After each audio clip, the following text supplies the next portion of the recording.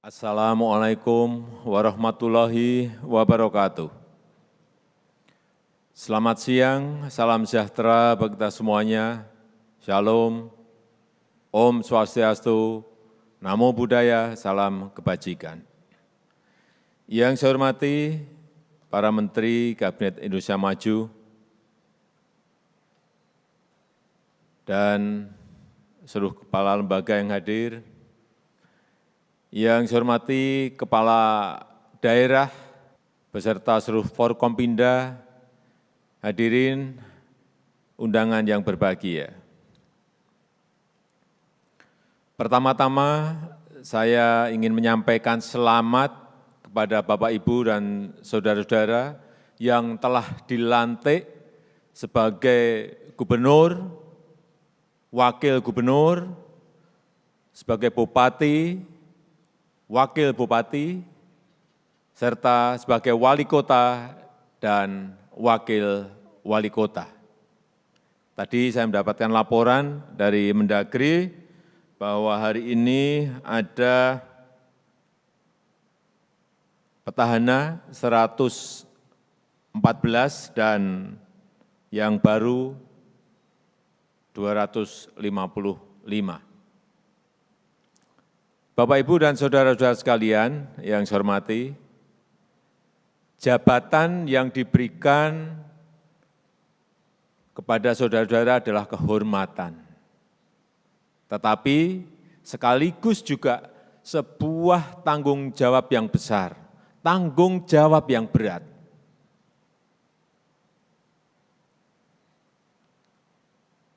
Oleh sebab itu, jangan sampai saudara-saudara ini hanya mengikuti prosedur yang ada. Harus goal oriented, harus result oriented. Orientasinya adalah hasil. Harus berani berinovasi, bukan sekedar mengikuti rutinitas. Hati-hati ini. Harus bekerja dengan kecepatan tinggi. Oleh sebab itu, dalam bekerja, jangan hanya puas membaca laporan saja. Cek di lapangan, lihat di lapangan, kontrol di lapangan.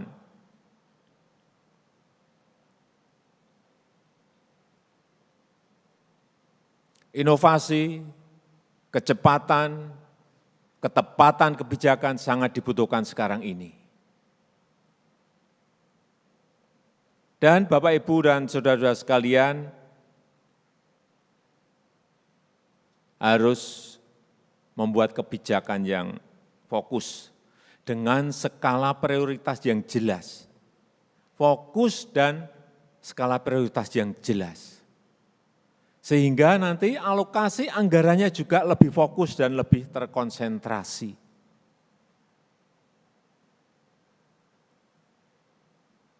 Saya melihat satu provinsi ada yang mata anggarannya sampai 40.000 mata anggaran kegiatan.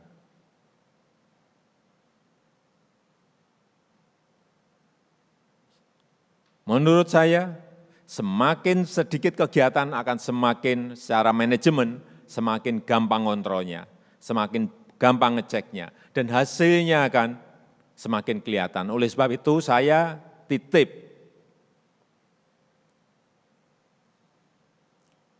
buat 1, 2, atau 3 saja kegiatan besar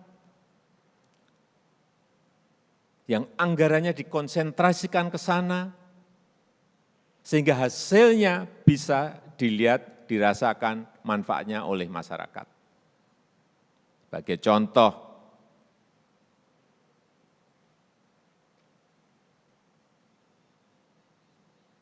ada anggaran di sebuah kabupaten 2 triliun misalnya. Hati-hati, saya titip yang namanya belanja aparatur dan belanja pembangunan, belanja aparatur dan belanja modal dilihat. Gedean yang mana? Usahakan agar belanja pembangunan, belanja modal itu lebih besar dari belanja aparatur. Kalau sudah ketemu belanja pembangunan, belanja modal, jangan sampai yang namanya anggaran itu dibagi rata ke masing-masing unit, ke masing-masing dinas.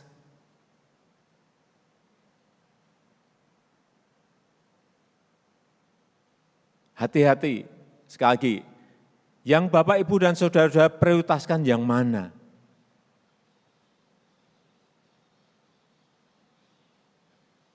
Berikan 2 prioritas atau maksimal 3 prioritas. Udah, anggaran itu konsentrasikan ke sana, 60%. Sisanya baru diberikan ke unit-unit yang lain. Sehingga menjadi jelas, saya mau jalan di kabupaten saya sampai di desa-desa mulusnya sudah, anggaran konsentrasikan ke sana. Selama mungkin setahun atau 2 tahun, selesai ganti lagi. Saya mau konsentrasi ke pembangunan pasar yang ada di seluruh kabupaten. Ada pasar misalnya 60 pasar, selesaikan dalam setahun atau 2 tahun, rampung. Sehingga rakyat melihat. Atau ingin membangun sekolah, sekolah di kabupaten saya harus bagus semuanya.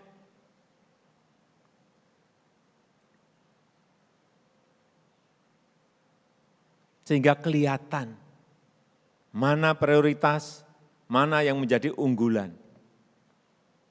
Jangan sampai sekali lagi yang namanya anggaran itu diecer-ecer di setiap dinas, di setiap unit. Sehingga setiap tahun itu anggaran ya terbelanjakan tetapi tidak ada baunya sama sekali.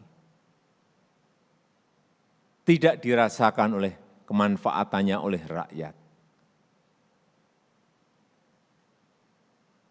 Hati-hati dengan ini karena anggaran APBD itu bisa men-trigger pertumbuhan ekonomi di daerah Bapak Ibu semuanya.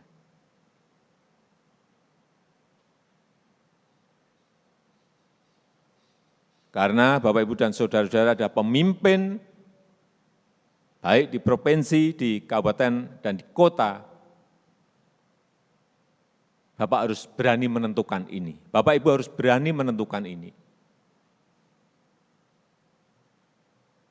Kalau tidak, saya perlu mengingatkan, kalau Bapak tidak bisa, Bapak Ibu tidak bisa mengkonsolidasikan ini,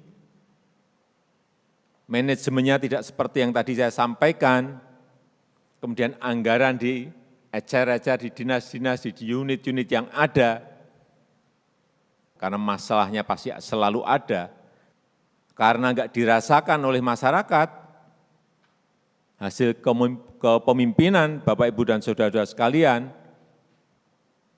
ya tidak terpilih lagi. Karena anggarannya hilang setiap tahun, realisasi setiap tahun tapi tidak kelihatan manfaatnya oleh rakyat.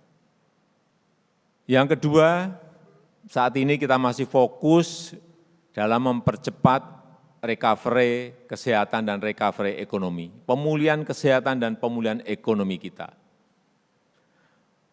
Tugas Bapak, Ibu, dan saudara-saudara semuanya adalah dua-duanya harus terkelola dengan baik. Gas dan remnya harus dilakukan secara tepat. Karena yang namanya COVID ini barangnya tidak kelihatan.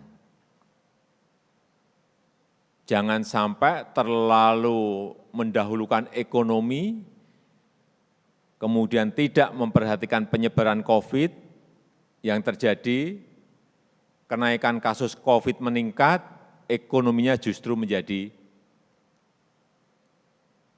pertumbuhannya tertekan turun.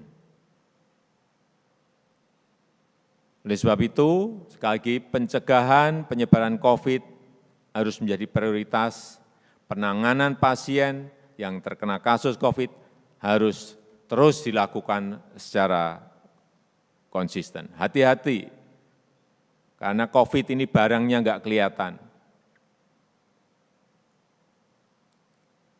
Bulan Januari yang lalu misalnya, saya nggak usah sebutkan negaranya, turun anjlok. Begitu dibuka, bulan Maret lompatannya naik tinggi sekali. Hati-hati dengan itu. Jangan sampai karena kasusnya sudah turun, kemudian tergesa-gesa untuk membuka sektor-sektor yang ada. Lakukan itu tetapi per sektor, hati-hati, per sektor hati-hati, per sektor hati-hati. Caranya harus tepat agar dampak ekonominya bisa kita kendalikan dengan baik. Kita ingat di bulan Januari yang lalu, kita kasus aktif harian kita berada di angka 14.000 bahkan sampai di 15.000. Hari ini sudah 2 minggu, angkanya 2 minggu, 3 minggu, angkanya di angka 6.000, 5.000, 4.000. Kasus harian nasional. Oleh sebab itu, pertama, lakukan PPKM Mikro ini agar menemukan kasus-kasus baru yang ada. Kemudian mengisolasi lingkungan terkecil sebelum kasus itu menyebar lebih luas lagi. Jadi jangan sampai kita ini melockdown kota atau melockdown kabupaten. Karena di satu kabupaten mungkin yang kasusnya terjadi di sebuah desa atau 2 desa, ya desa itu yang diisolasi. Sehingga tidak menyebar lebih luas lagi. Kemudian juga sosialisasi dan penegakan protokol kesehatan terus disampaikan, terus dilakukan. Ini akan dibantu oleh TNI dan Polri, dibantu oleh Forkompinda.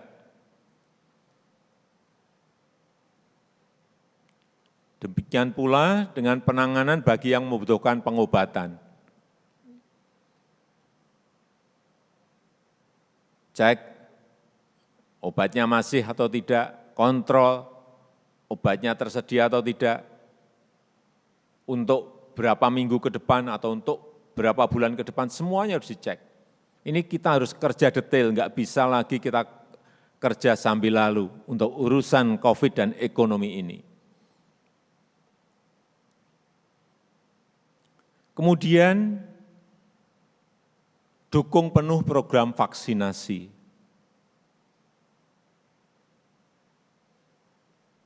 Karena kalau PPKM Mikro berjalan, protokol kesehatan dilakukan secara ketat, kemudian program vaksinasinya berjalan dengan baik dengan sasaran yang jelas.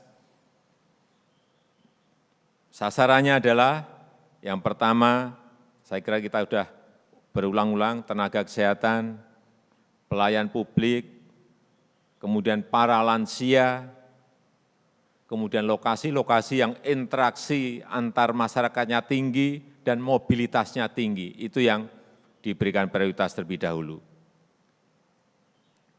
Dengan cara ini kita harapkan pemulihan kesehatan bisa kita segera capai.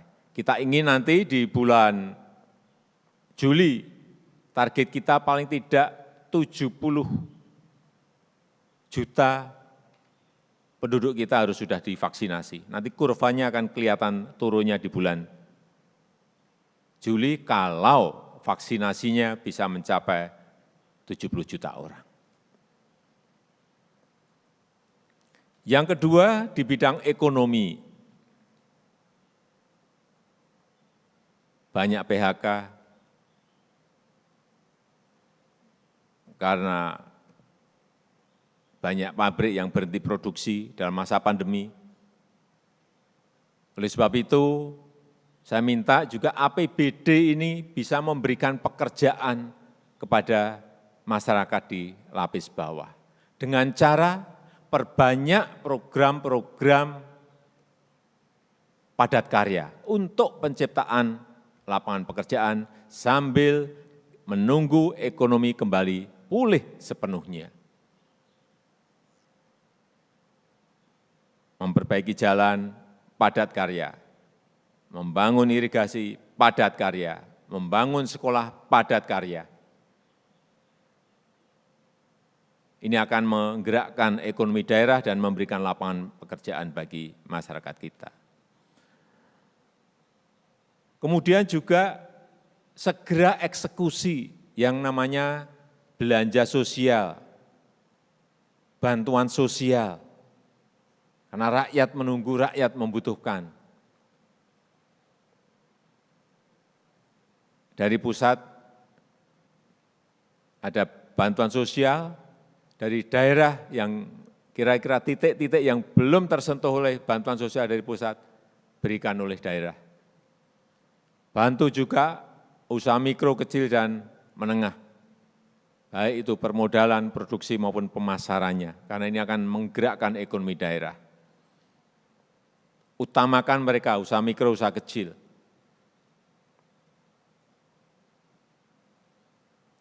Yang ketiga, yang berkaitan dengan investasi. Berikan dukungan penuh, pelayanan penuh kepada investasi baru.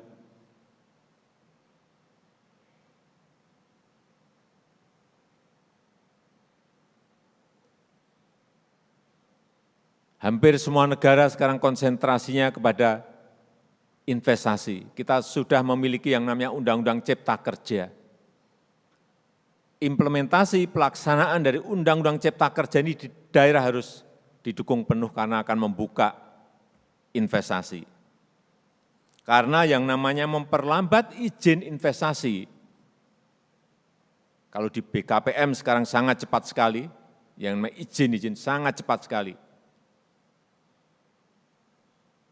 Saudara-saudara bisa sekali-sekali melihat ke BKPM, betapa kecepatan perizinan itu betul-betul kelihatan. Oleh sebab itu daerah juga sama, baik provinsi, kabupaten maupun kota. Jangan memperlambat yang namanya izin investasi. Karena investasi itu menciptakan lapangan pekerjaan. Artinya kalau memperlambat izin, juga memperlambat penciptaan lapangan kerja yang ada di provinsi, kabupaten maupun kota yang ada, yang dipimpin oleh saudara-saudara sekalian. Yang kedua, bisa kalau memperlambat izin investasi artinya apa? Memperlambat pertumbuhan ekonomi daerah, yang artinya juga memperlambat pertumbuhan ekonomi nasional. Hati-hati. Kunci pertumbuhan ekonomi nasional ini kan dari agregat pertumbuhan ekonomi di daerah. Kalau ekonomi daerah tidak naik, tidak meningkat, artinya juga ekonomi nasional juga tidak akan meningkat.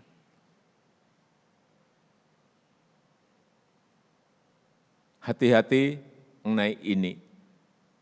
Karena yang namanya APBN, APBD itu enggak mungkin naik secara signifikan. Oleh sebab itu yang bisa meningkatkan pertumbuhan ekonomi, investasi dan ekspor. Sebab itu saya betul-betul ingin menekankan mengenai investasi ini. Yang ketiga, investasi ini juga memberikan income kepada negara, memberikan income kepada daerah.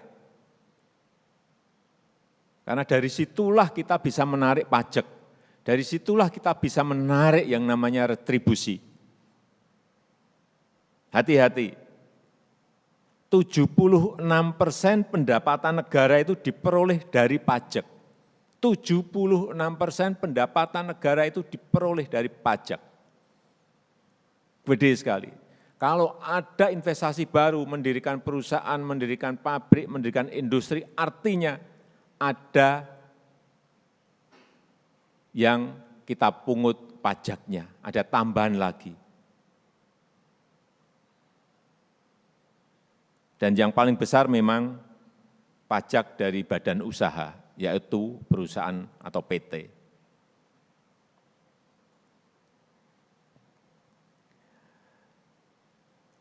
Oleh sebab itu, berikan dukungan penuh kepada dunia usaha yang ingin investasi atau yang sudah ada untuk bisa kembali segera bangkit. Ini penting sekali saya sampaikan.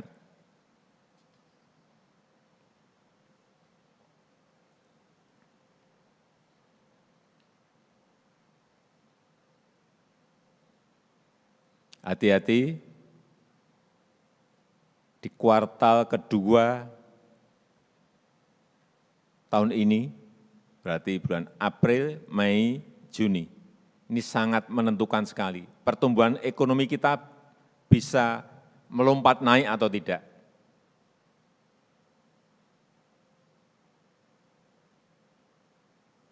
Kalau tidak, kuartal berikutnya kita akan betul-betul sangat berat.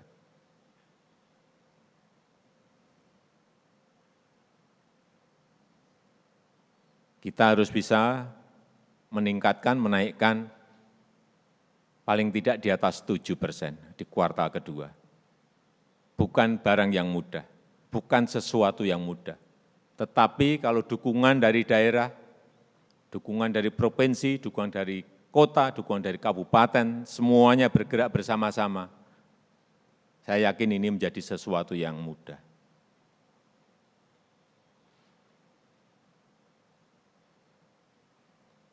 Karena begitu di kuartal kedua bisa mencapai angka yang tadi saya sampaikan, kuartal berikutnya akan menjadi lebih mudah.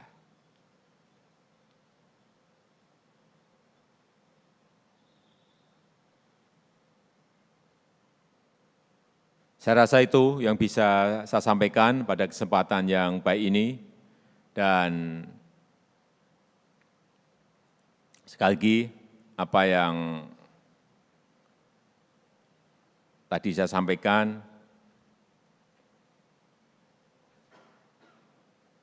tolong betul-betul kita bersama-sama lakukan, sehingga pandemi COVID ini segera bisa kita lalui dengan baik, dan ekonomi kita bisa bangkit kembali pada posisi normal dan lebih baik. Terima kasih, saya tutup. Wassalamualaikum warahmatullahi wabarakatuh.